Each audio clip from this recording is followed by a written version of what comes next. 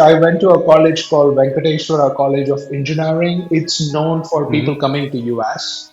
The joke is like Okay. at some point there was like 25 students in the same flight coming over to US to study. Like, I'm talking to this guy, and he's from Stanford, and she was shocked that how can he even talk to you? How- wow, it's a little harsh. Stanford, I lived in a hippie co-op. The hippiest thing about our co-op was we had communal showers. Like it'll be like regular. I don't know if you've been to like a Korean spa or a Japanese onsen or all that. I think in Indian society, nakedness is like ooh, but there are many. Spa is something I considered for my parents a few years back and spoke to a couple of people. So I knew it existed and it's viable, but then last year it became a priority when I knew the meta layoffs were coming. So that and my VP was kind of like, yeah, your team is like redundancy list. You guys are kind of on it. I'm like, God damn it, I okay. need to figure some shit out.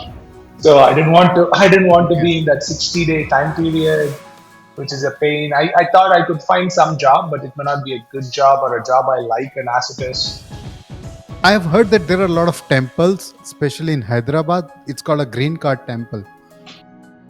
so this small person came and pulled underpants because he was violating the health norm of like Korean people and was screaming, holding on to his underpants, being like, no, no, leave my underpants.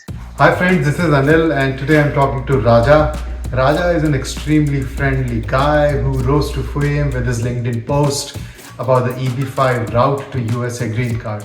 In this candid conversation with Raja, he takes us through his journey from Venkateshwara College in Tamil Nadu to Stanford in USA.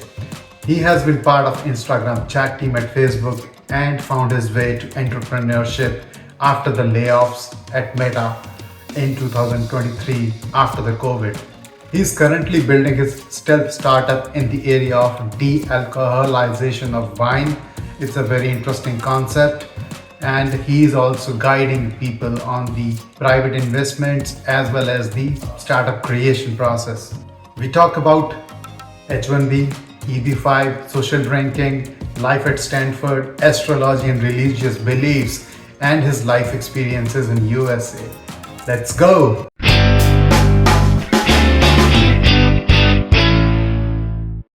You're Raja. Yes, I am. You're Raja, Raja and Chakalingam Rajavel. Yes. you originally are from Chennai. You were Yes. born there and I born and was brought up in Chennai. I was born in a place called Tiruchi, Srirangam to be precise. So it's in my Uh-huh. where my maternal grandparents used to live. But yeah, then I was brought over to Chennai. I've been in Chennai for the first 20 years of my life. So yeah, that's where I'm from. And you studied there and then came to US for your higher studies, or what? Yes, I couldn't get into IIT, so I ended up going to like Okay. Anna University. So, and then my dad was never happy about it, so I worked in India for a couple of years, and then I came to study here at Stanford in 2008. Because Ma- Stanford is a big thing. it is. Yes. My wife is in recruitment, and I told her that I'm talking to this guy, and he's from Stanford, and she was shocked that how can he even talk to you? How- Wow, it's a how- little harsh. so she was like, "Oh, Ovid, did he actually agree to talk to you?" Oh, tell her. That's the big thing, right? Yeah. I mean, yeah. It's I just, I mean, I always had good grades, and then you just have to put together a Uh-huh. package and convince them. And yeah, it was an interesting place for sure. A lot of smart people doing a lot of interesting things. And then I also like, I didn't even drink much in India, so I learned the social side of things. It was like a coming of age experience with a lot of great people and interesting parties involved. So yeah, it was a good experience, and yeah, so that's how I came, and I've been working after that, and I moved from college to Chicago, Austin, and a few years ago I came back. About 3 years ago, during peak pandemic, I moved to San Francisco. Most of my friends are still here because of the college background. So yeah, it's been going pretty well. So yeah. What did you actually come to study to Stanford? Management Science and Engineering. MSND is my college Okay. and program. It's basically MBA for engineers. You have to be an engineer to do Okay. this. Decision theory, probability analysis, technology, venture formation, startup formation, and like whatever. So we have engineering programs, financial track, and multiple tracks like consulting tracks. A lot of people become consultants after that, and like Bain and McKinsey and all that. So and then Uh-huh. yeah, and we took classes in GSB. So it was good. It was like not too crazy hard, but at the same time very very valuable. Is this a degree at master's level or Yes, like bachelor's level? So you yeah, did your MS, yeah, yeah, MS in Management Science and Engineering. so you studied bachelor's in India, India and yes. then came I here. did electronics and telecommunication engineering in India. Okay. So when you were coming to US, US was the only country you considered, or you had another other countries like UK? A lot of people go to No, UK as no. well. So my college, I went to a college called Venkateswara College of Engineering. It's known for people Hmm. coming to US. The joke is like Okay. at some point there was like 25 students in the same flight coming over to US to study. Like it's just the thing people did there. So like most of my friends or people I knew there, they usually come here and then a small portion goes to UK and Australia, but US is where most of the people, especially electronics, many of them are in chip making. So Intel in Phoenix has a bunch of my Okay. alma mater people there, and then spread out all over, right? So yeah. So, and you have your siblings also, or you're No, the only only one? son, only kid. So you had the idea that if you go to US for studies, you'll probably be settling there in future, Yeah, or yeah, yeah. you I just think it wanted to come was for study. no, no, no. I think it was like US was the place to be, right? Even now, recently, when I traveled in Eastern Europe and all that, people are like, yeah, I want to go to US. I think it was kind of assumed that smart people, like going to US is the goal. Going to US, Hmm. settling there, earning in dollars. It's kind of funny. It wasn't even explicitly defined as the goal. It's almost like people kind of knew it was the goal. So, yeah. Yeah, I mean, pretty much everyone wants to come to US. Everyone has that kind of American dream. In fact, Why wouldn't we? Yeah. right, right. But a lot of people say that if you're going to study for to America, don't expect that you will be able to settle there. I think my understanding is it is becoming even more and more difficult, the H1B lottery and all that. It's kind Right. of ignorance is a bliss. I didn't know all about this immigration Yeah. And nobody challenges. knows. Yeah, yeah. Mhm. It's like if you're like, I can get into the college. I mean, yeah, that's good. That's a great thing. So I wasn't even thinking about all these things. It is pretty hard. So I think and India has Yeah. even gotten better, right? Now the salary is about 40%, if not a little plus or minus of what one can make in America, which for the other trade-off is not a bad trade-off anymore. So yeah. Yeah, I've heard that a lot of engineers at the like 2 or 3 years experience level are easily fetching about 40 lakhs there. So Yeah, good. kind of, yeah. I don't know if everyone is getting it, but I've heard from a lot of my friends who are running consulting companies. They are saying that the salaries are extremely high in India. And they are kind of saying that they cannot even afford offshoring now. Which is a good So I don't know how true it is. I don't know why I feel like there's still offshoring. Like I used to work at Dell EMC in Austin, so Dell has a gigantic presence in Bangalore, and another. I Hmm. started an office in Malaysia and Cyberjaya. So I think Hmm. it's just yeah, many companies run on Indian engineering. I don't have a lot of tech friends in India. All of them are here. Most of my friend, yeah, people make 60 lakhs a year, 40, 50, yeah.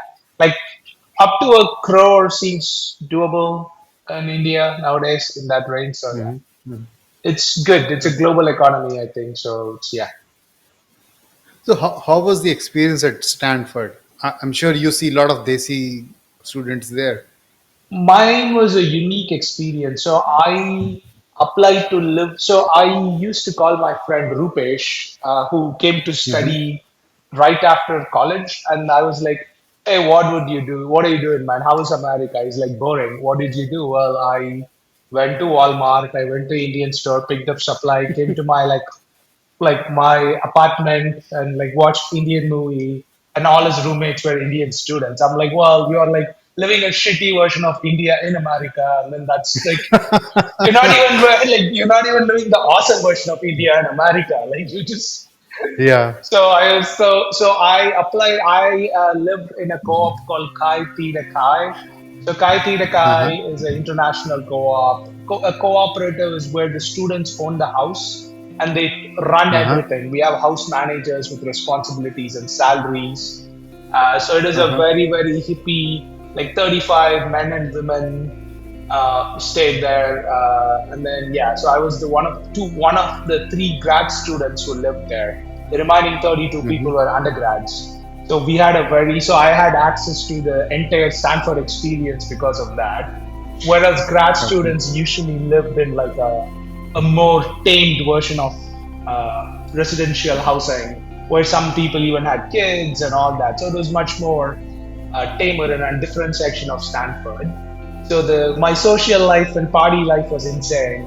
And then the educational, it was really smart and people were really trying to make a difference in the world. I think my Indian upbringing, I think I just looked at it as marks and getting a good job, which I was able to do.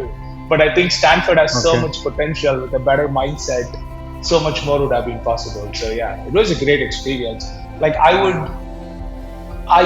ran into the founder of YouTube in a party, right? And then like I've read the original Google paper that was submitted there. So you just meet, and I've done with a bunch of billionaires. It's just that you meet these people and you see, like, yeah, I mean, they're very successful not because they're not a screw up. It's despite their challenges, these people make things happen. It's really motivating in a way and humanizing and grounding in a way to meet people like that. So it's just it's an insanely awesome place that way. Yeah, I mean, even the idea of getting into a party where these kind of people are there, it's insane in itself, right? Because in India, you don't get access to these kind of people easily. That's the network, right? Yeah. It's just yeah, you it just opens doors. Especially I'm I'm very friendly, so yeah, it's easy to hang out. Yeah, and you travel a lot. I see that. I think right now also you're traveling, if I'm not wrong. No, right now I'm in San Francisco in my apartment building co-working space. Okay. I do like to travel. I do travel whenever I can. Now I have a dog, so it's a little bit extra. But also my partner, she lives in near San Diego, so I do go to see Uh-huh. her. When I was in a sabbatical last year, I was driving up and down California. I have a good friend who lives in Arcata, which is in the California-Oregon border, the redwoods and all that. So I used to drive from northern edge of California to the southern edge of California often. That was fun. Yeah, I like to travel. I go to like at least one country or set of countries every year I've never been to. So yeah. Okay. So you prepared for IIT in India and could not make it, Yes. and then you tried for Stanford, but you made it there, right? Yeah. So IIT, I didn't. I mean, people around me were preparing so much more. I didn't really take a shot at it. It's something my dad wanted for me. I don't think I really understood the importance of it. okay. But I think he was disappointed after that. So Stanford, one of my other friends, Charan Boya, we are study buddies, and he got into Stanford the year before. And I'm like, if he gets in, like I'm comparable, I can get in. Like it was a direct proof point that if he can get in, like I've studied with him for days put together. I know like how smart we both are compared to each other. I'm like, I can also get in. It's doable. Once you believe it's doable, yeah, I applied to Stanford, Duke, and Dartmouth, and I got into all three. So yeah. IIT, you are probably aiming to study the actual engineering, not the MBA part of it. But in Stanford, you studied the MBA plus the engineering part, Yeah. I right? mean, I built my skill set in a way of, I have an engineering starting point, so everything is logical, and then business got Uh-huh. layered on top of it. Like, that's how Okay. my dad has always been very clear, right? He's like, yeah, you got to study engineering, work for a few years, do your MBA. Now you have all the tool set. You can do whatever. He was a general manager in Honda in India. So, yeah. So he had a Uh-huh. clear roadmap laid out for me. So it was easy to follow. So is it like you study how to manage and create business, like the accounting, economics, and then the Yes. some subject of engineering as well? Is it a So, combination of these two? so Because why I'm asking is because in my bachelor's I studied Bachelor of Commerce, okay. and then in master's I studied computer science. So, Oh, but it was like individual things for me, not a mix at one specific level. gotcha. But I'm not seen the thing that you have studied in your Stanford, like uh, a combination of both. Like maybe two subjects are from engineering and two are from It is. MBA.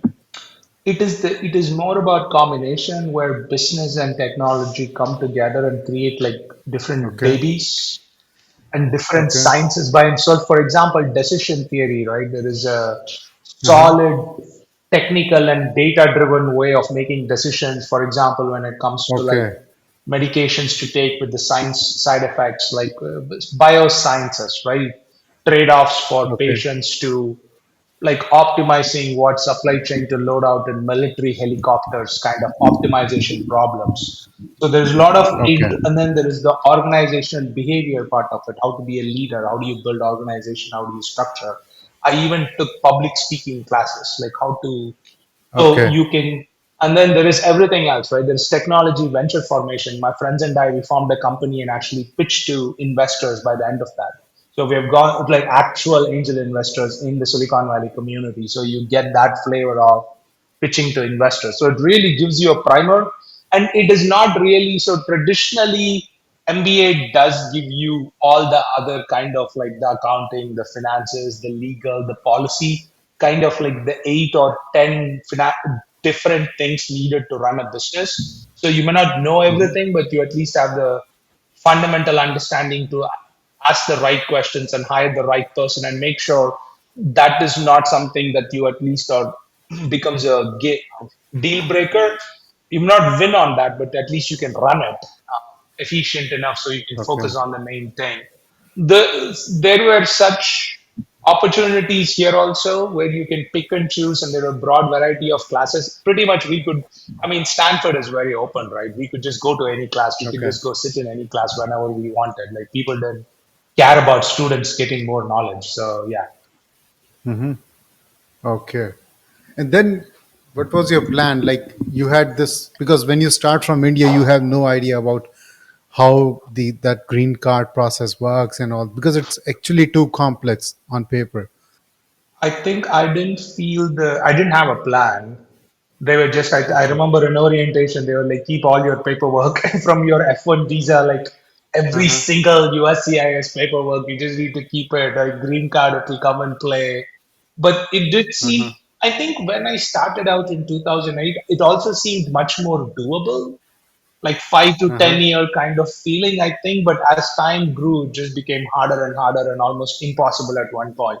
So I think it was a slow, slow initially, but then a steep upward trajectory.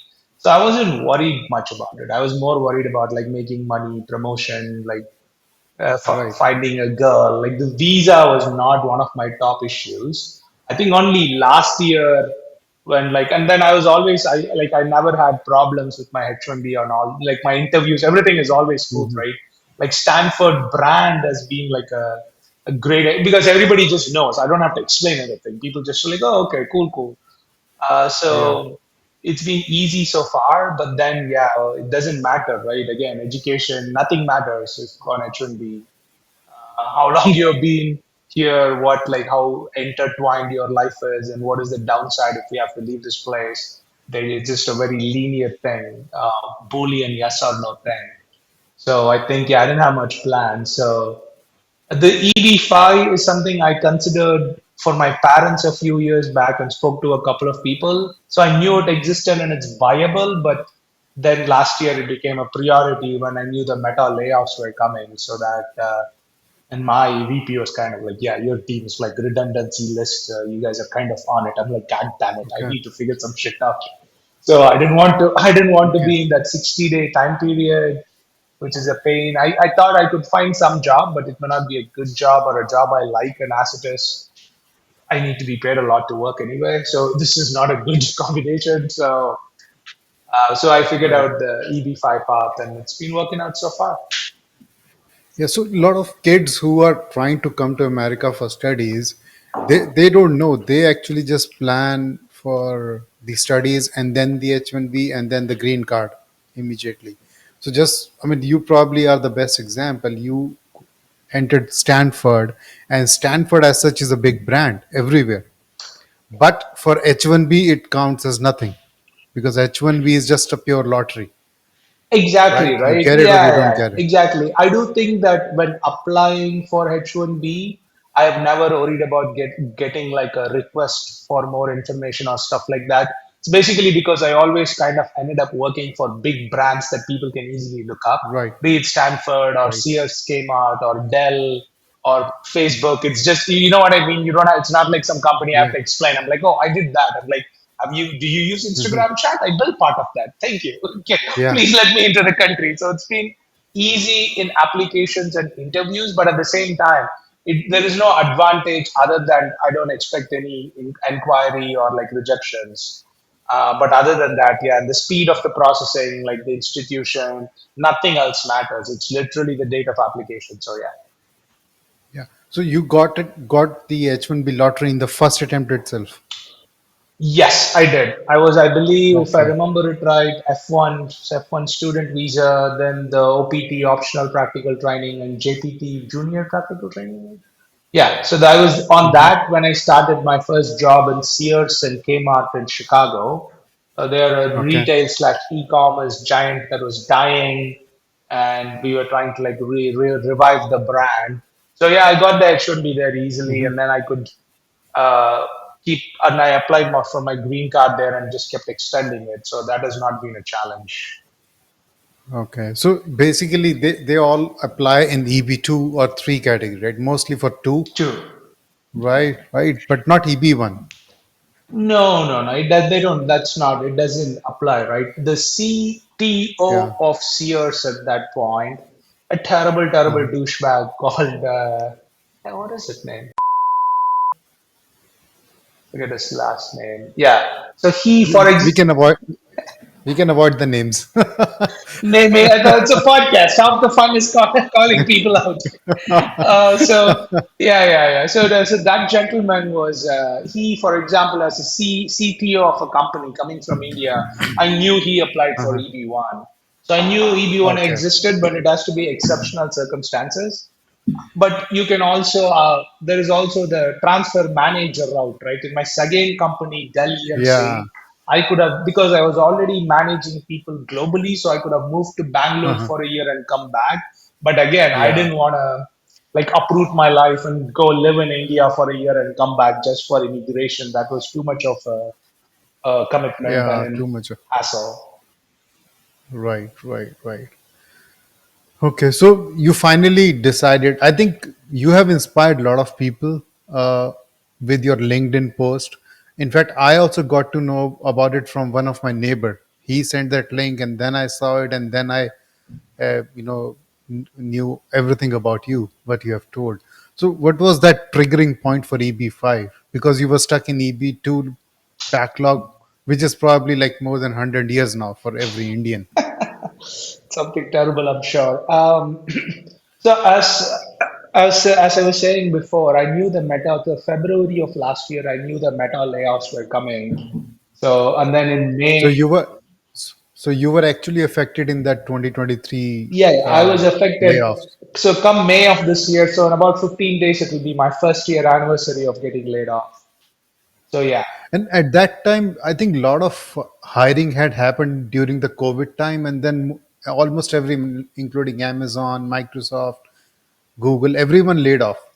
Oh, yeah, yeah, yeah. I mean, so COVID caused a lot of people behavior change, including most Uh-huh. things moving online, including so social media, e-commerce, everything boomed and just tech boomed during COVID. And then after that, companies downsized a lot.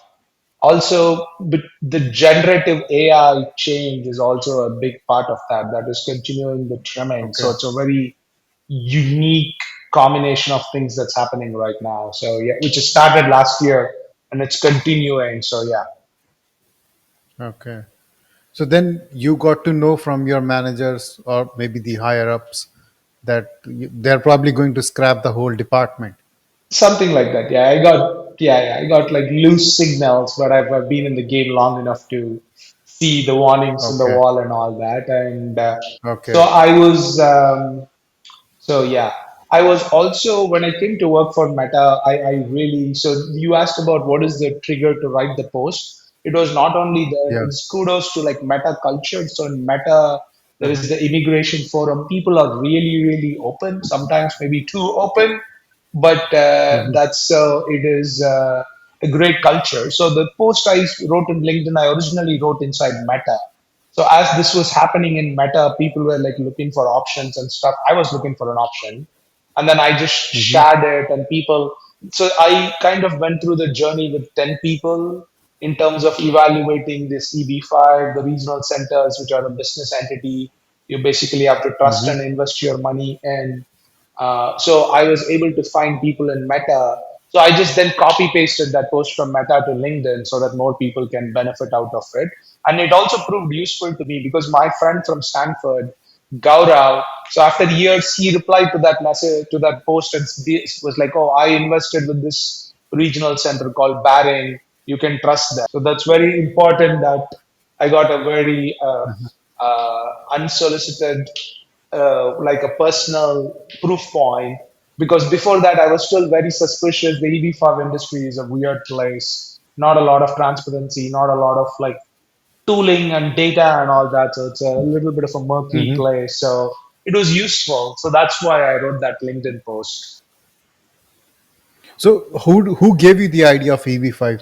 I think you told me that you were already exploring EB5 before for your parents. Yeah. So you had an idea about EB5 I that did when it's it all about was, money. yeah, it was $500,000 a few years back. So at that Yeah. point, Right. when I was evaluating, when my family, we were planning out our future, we were like, oh, maybe one scenario, my parents can come and live with me part time here.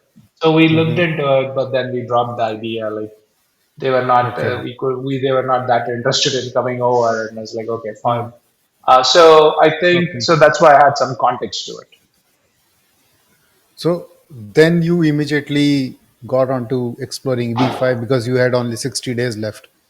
I knew the layoffs were coming, right? So in February, so I knew Okay. that I was in high risk. So I just the Uh-huh. logical thing because I had again, right? I didn't want to go through the 60-day time period to find Right. another It's job. very stressful. It's very stressful, and then I was dating my partner, so she is lives here. So then it would be a long distance relationship, which would have been terrible.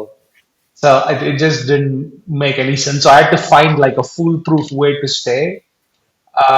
And I would have, I mean, there's multiple ways to stay, right? I figured it out. It's not the life ending scenario. I know people like you applied for anywhere from B1 visa to tourist visa and just wait when the visa is waiting. People Yeah. have figured out ways to stay and use the system as it's designed, I guess. So yeah. Yeah. But I In fact, definitely.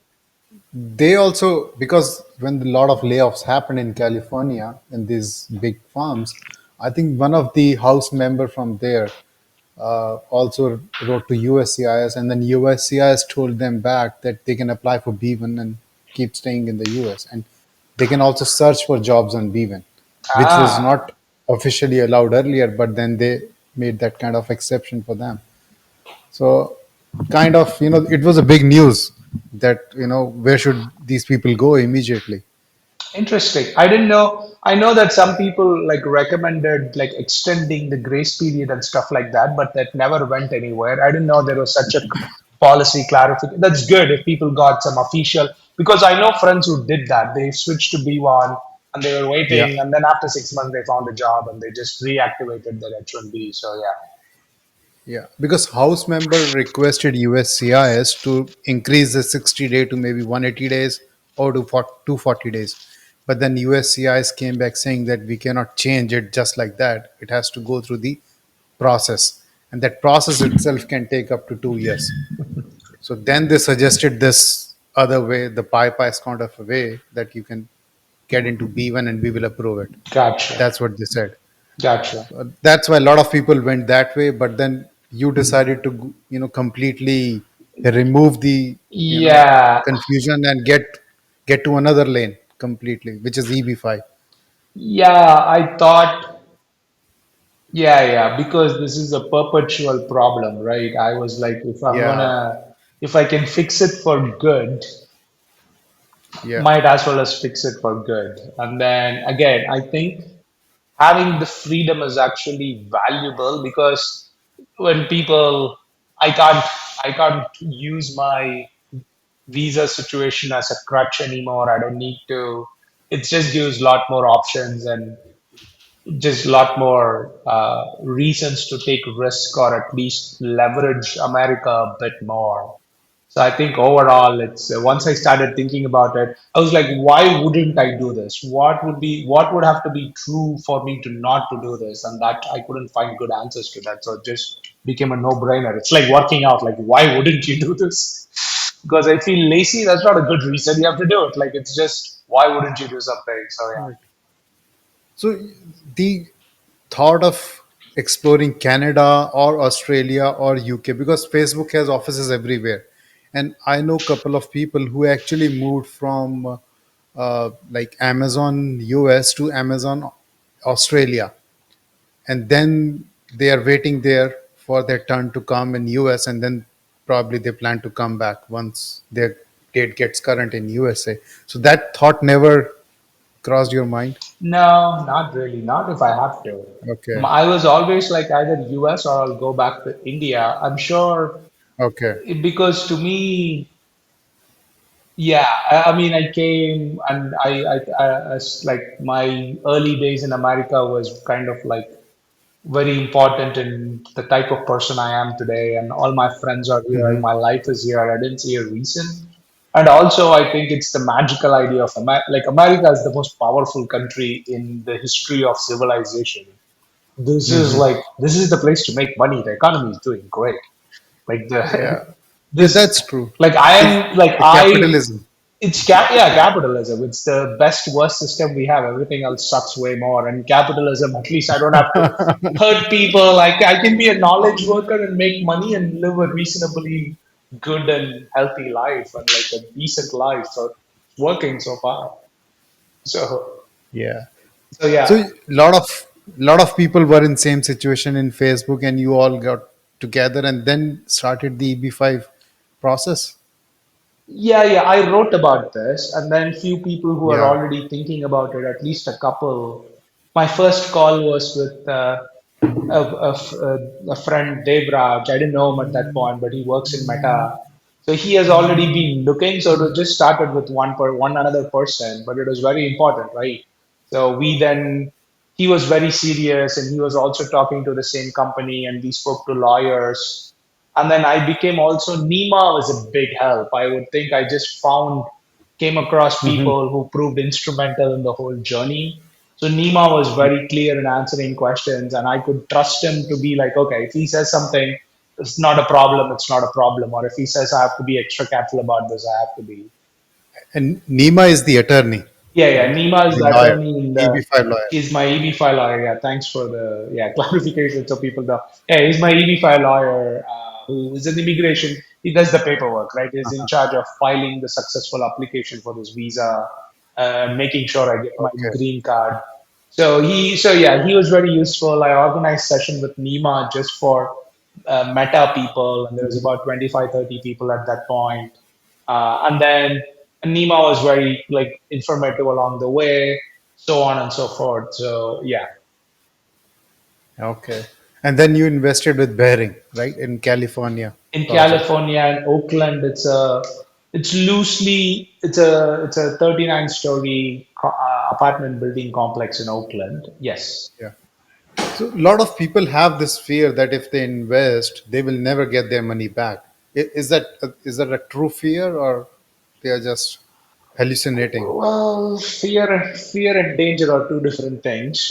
I have a lot of fears. I try to at least not give them power. The danger, I mean, it's a calculated risk. I think it Uh-huh. needs to be looked at the broader context. It's real estate is a great way to generate generational wealth and But it's not for everybody. Real estate is a long term game where liquidity is reasonably low and market conditions can like limit the number of moves you can make. So it's a calculated risk, but I think and I did everything I can to lower the calculated risk. But if it is a risk, like if we have to make money or have our money make money, some risk has to be taken. That's Even the visa, the EB5 visa says the money has to be at risk.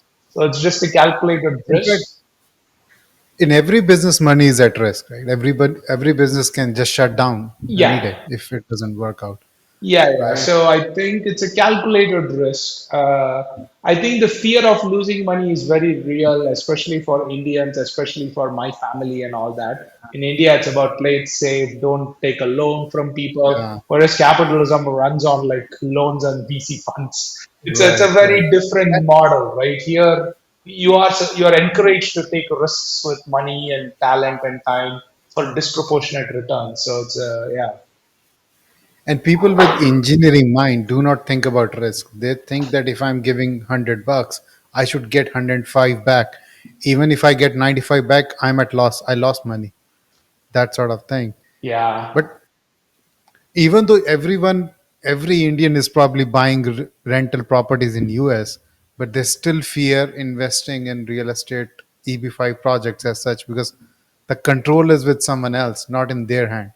Yeah, it is, right? I think I actually own a house in Austin that I'm now putting on the Mhm. market. So if you know anybody in Austin, let me know who might be interested, or the people of the podcast, let me know. So I think it is. So I bought a house in Austin. I've been a landlord for 6 years now, and I'm now selling it. I have some understanding of that, and I think it is again right. It feels safe. I actually because the house is right there.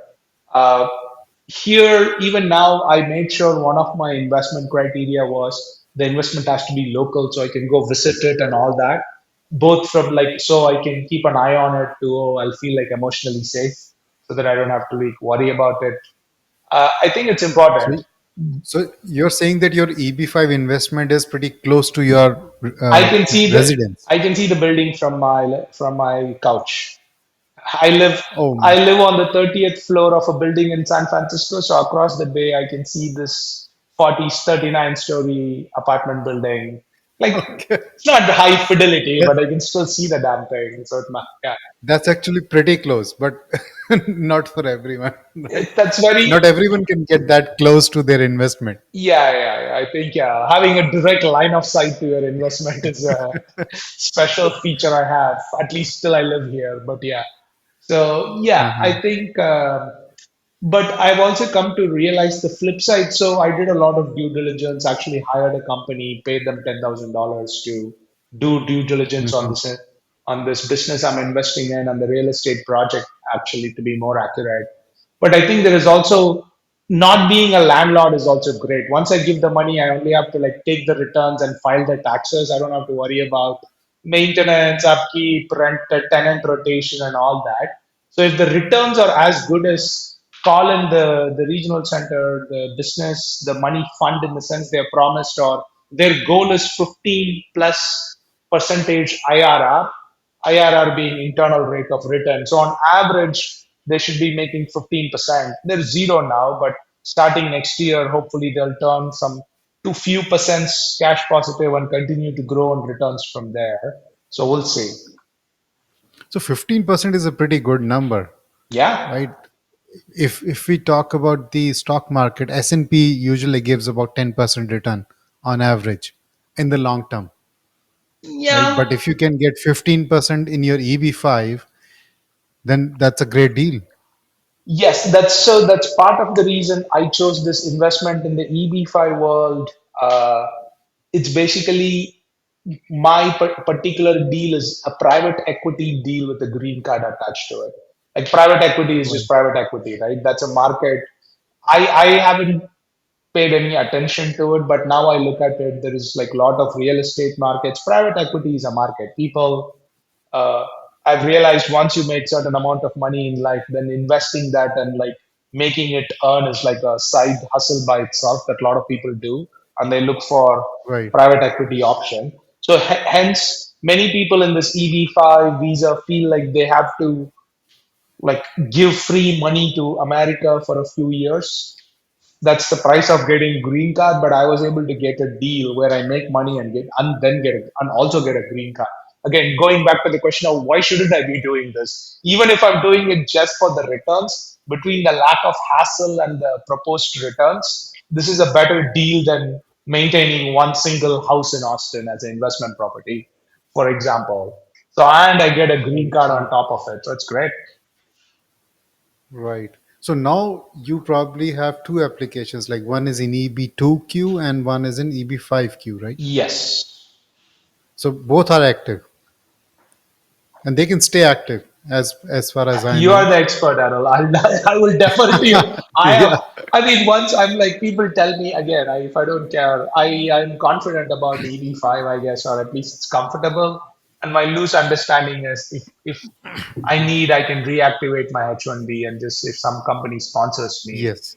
at any point. Yeah. Is there like an expiry period or anything for that? Or, No, no, no expiry. As long as you have the I-140 approved, you can go back to it. okay, so if, And I-140 doesn't expire.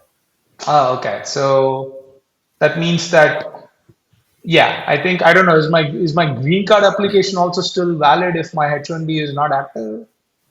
I don't know. Yeah, because both are two separate things. So, so the green card concept is that you are eligible to get the green card if that company is ready to sponsor you on the day you get the green card. Oh, so till that day it's still eligible. On the day comes Yeah. and that company is To not there, but some other company maybe picks it up. yes. Okay. So another company can sponsor you, replace that job offer, and you can still get the green card. To keep staying in the US till that day comes is what you need H1B for. Yeah, the extensions part. Yeah, that was on autopilot Right. for me Right. for years and years. So Yeah. yeah. Right. And if you have filed a 485, then you don't even need H1B. You can just keep staying based on the fact that 485 has already been filed, which in your case is like EB5 has already been filed and you have filed 485 because the date was current. Right now, it's Yes, current for Indians, it right? is. That's another unique Yeah. opportunity which might exist for a few more months till like Yeah. is maybe till like the yearly update happens. When in November? Yeah. It's October. October 1st, yeah. Yeah. October every year, the year changes. So most probably this October, they are saying the attorneys are expecting it to retrogress in EB5. Current. So people, which is another advantage, right? Again, I feel like when things align in our favor, it's good to use them, leverage them. So the Yeah. priority date being current is a good leverage point that I was able to take advantage. Multiple people, everybody in EB5 or already in US, I've taken advantage of. That's a good, yeah. Right. So basically, the point is if there is an option available or the opportunity available to get something through the power of money, you should get it rather than waiting on someone like some company sponsoring you and then It's, you wait in the queue. I think It's like a VIP pass in Indian temple, right? You pay for it, you get it, you know, I have do the done darshan and come back quickly.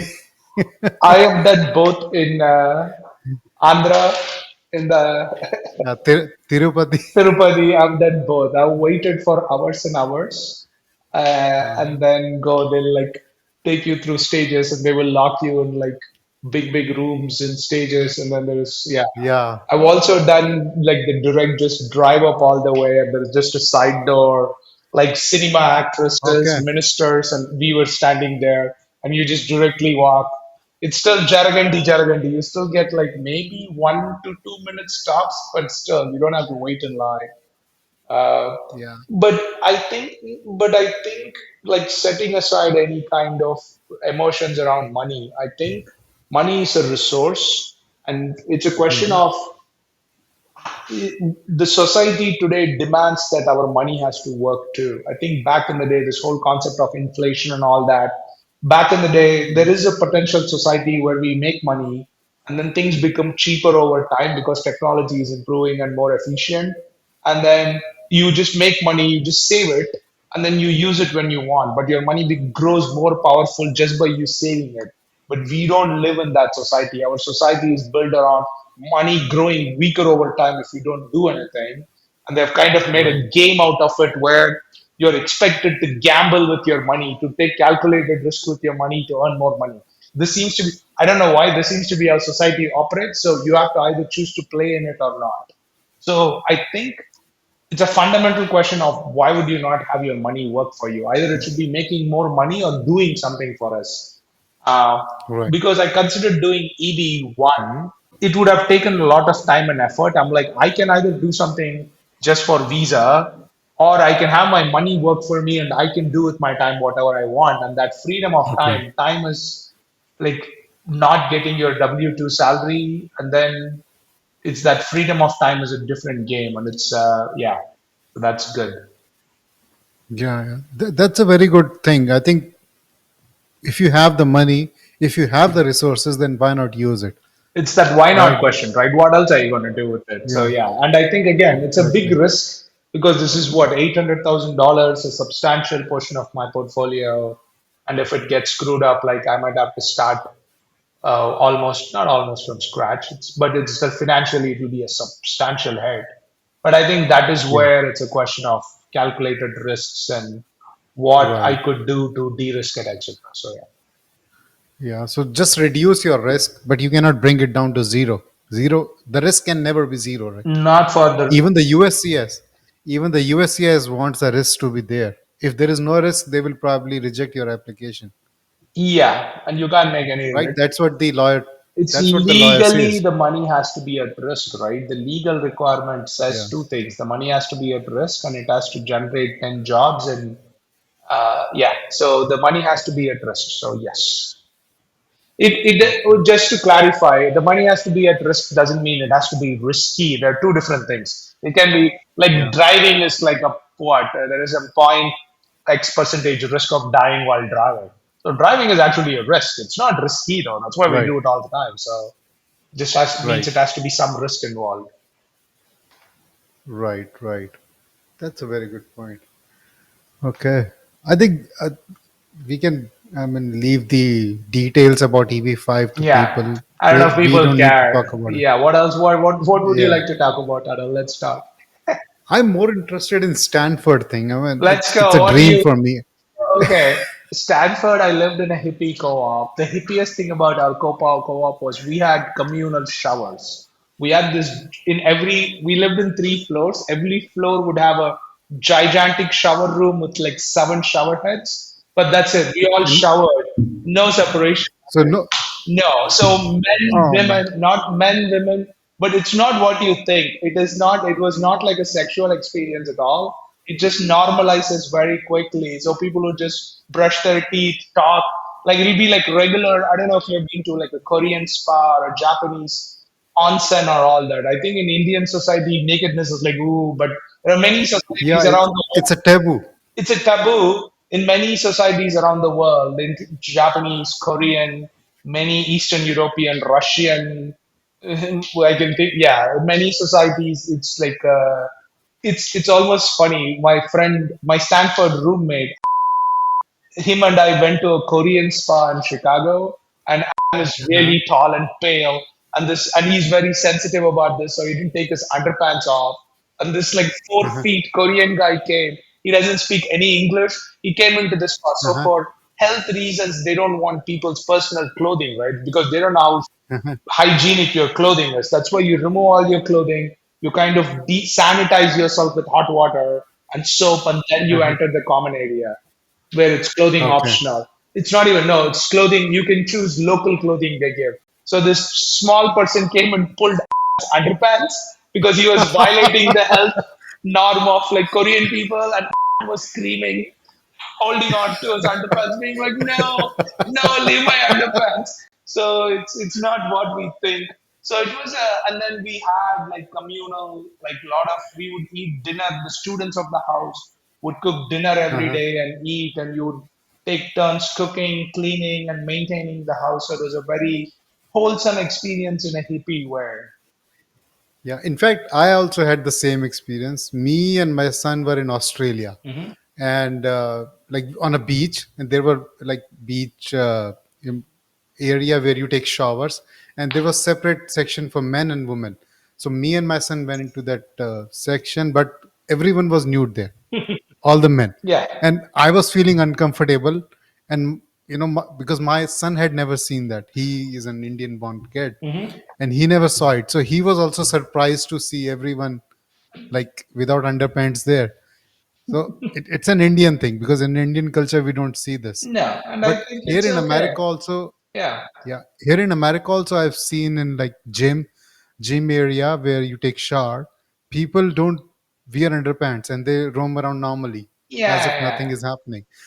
I think it comes from the American school structure also, right? I think here when you play sports and all that, it's accepted. It's not a big deal. They're naked Yeah, beaches. In India, for yeah. the most populous country in the world, I mean, people are clearly making a lot of babies, but the taboo is just insane. People, yeah, people are more chill now by things, but yeah. So in US colleges, not only Stanford, the hostel system and everything, so it's all like co-ed. The hostels are also co-ed, or men and women stay separately. I don't think the staying separately is a concept in America, right? There might be like convents or like men only and women only schools and colleges, Okay. but they are the very minority. I mean, they don't give, I mean, American society wants people to mingle, date, and all that. So this separation, which I've seen in quite a few South Indian universities, they're hilarious.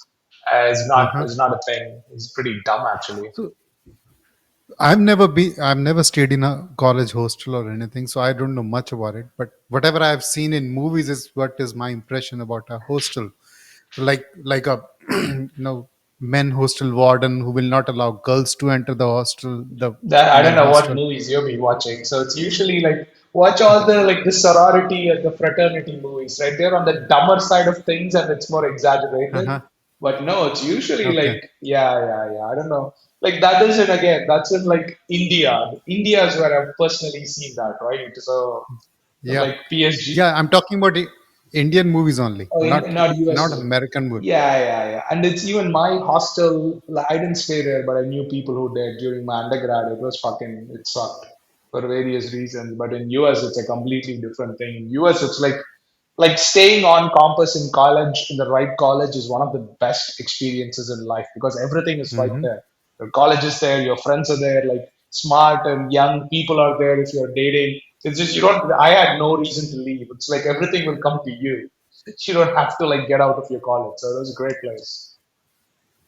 Okay. And there are no pressure about the grades and other stuff like we have in India. If you get into IIT, you have to get good marks or pass out or do something, right? No, Or not really. I think there was a so you had to get a minimum grade, but I think okay. there were classes where you were they would not even you first of all nobody shared your grades other than you, only you and very few people will know your grades.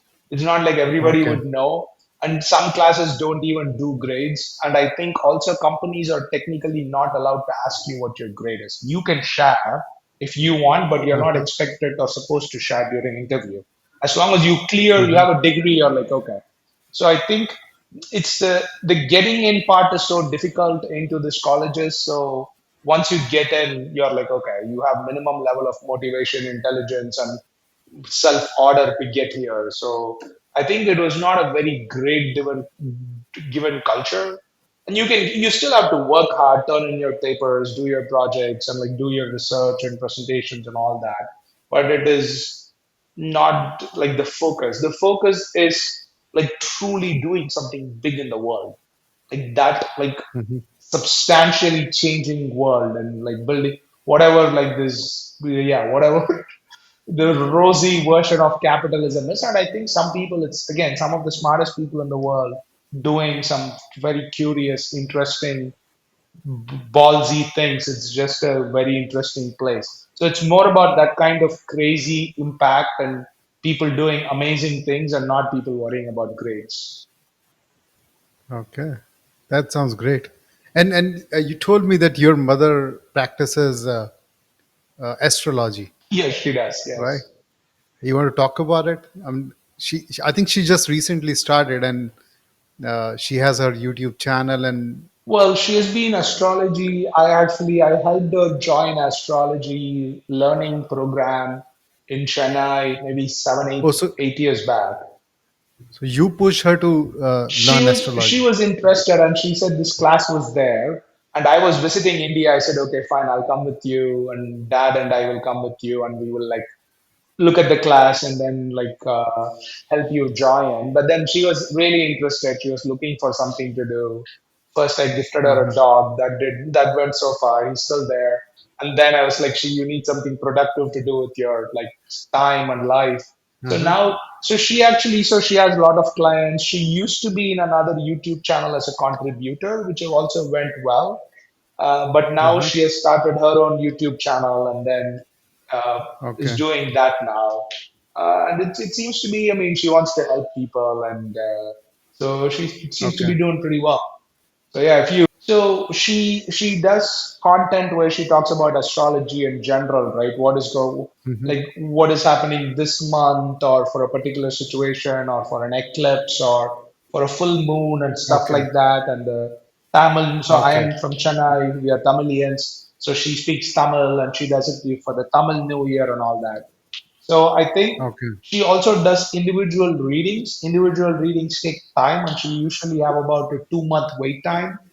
And Mm-hmm. I don't remember how much she charges nowadays. I think that I would assume in like the few $100s, and it takes time. She has a software. She has to, from the time the Mm-hmm. person was born, she has to run all the numbers and then read into that and gather insights.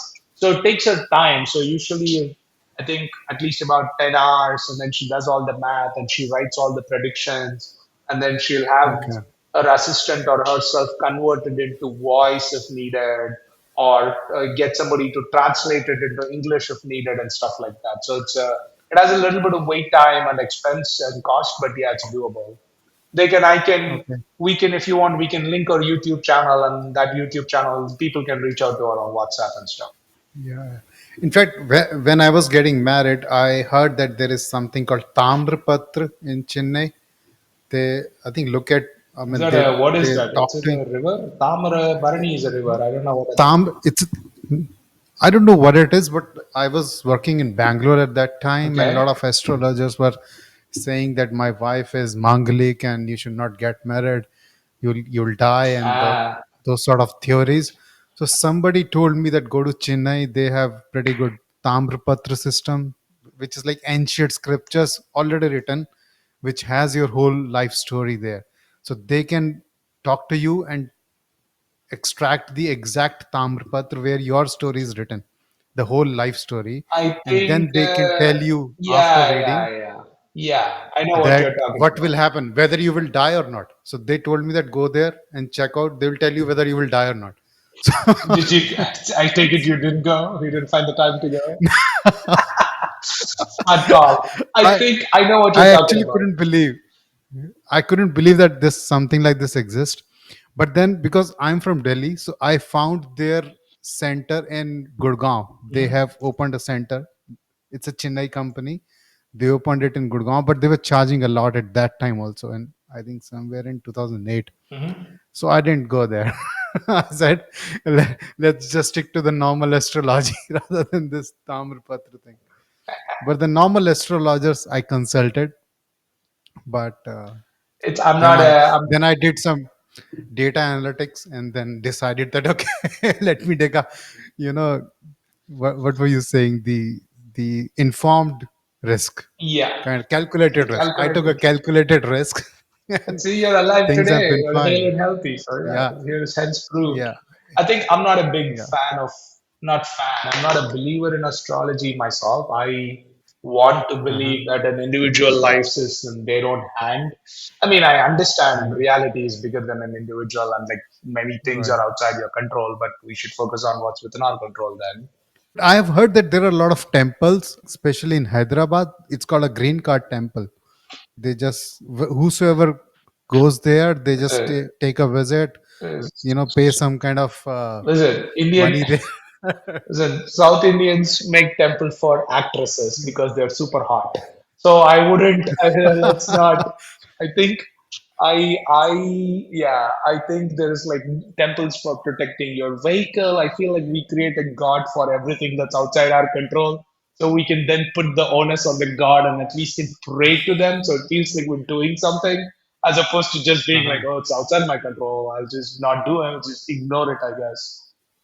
So Okay. I don't know. It's the temples. Yes, I also know that. So what you're talking about is called Olay Chudi. Olay Chudi is that old parchment, and I've seen this. I don't remember where exactly for whom, but as a kid, I remember seeing this where they look for yours. They bring out multiple things. It's a whole thing, Yeah, and then they yeah, do yeah, the yeah. That's the reading. one. But yeah, I'm not a believer. Indian Hinduism does incorporate science, and I think they kind of hide the science behind spirituality and religion, so it's easier for the masses to follow rather than questioning. For example, fasting in every religion, right? Fasting is great for us. Like it releases Yeah. ketones, it's good for the body overall. Like it autophagy, it reverses DNA like damage. So, but people would, we didn't have the science for this even. Like many of those terms were just in the last 20 years became invented or coined. So people, but Hmm. all religion recommended fasting. So it's stuff like that, I think. Yeah. So astrology, I also think it's kind of like a pseudoscience that helps and includes like Hmm. good behavior tips and all that. So yeah. Yeah, I know one renowned astrologist in USA, and he's pretty good.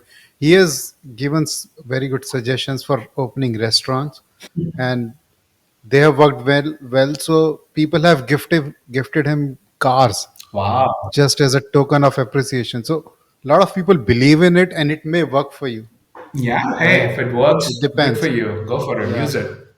Leverage, yeah, advantage. Take it. Take every advantage you yeah, can get in life. yeah. Right, right. Yeah, I think that's it from my side, Raja. And thanks a lot for joining me Thank you. and talking to me. Thanks a lot for your time. And you have been very nice. And I will definitely share this with everyone. Wonderful. Yeah, I hope Yeah. I don't know who hope some people would find it interesting. Yeah. So yeah, I Yeah. just no, it was just a good chat. Happy to chat, Arul. So yeah, Yeah. Yeah. Thanks, Raja. cool. Take care. Thanks. Bye. That was Raja Rajavel for you, sharing his life lessons and experiences frankly. I hope you learned a lot of valuable lessons here. If you think we missed some important questions, do let us know in the comments and we will try to get answers for you. If you would like to see Raja again on this podcast, do let us know in the comments and we will try and get him to answer your questions with his life experiences. Do like, share, and subscribe for more such content.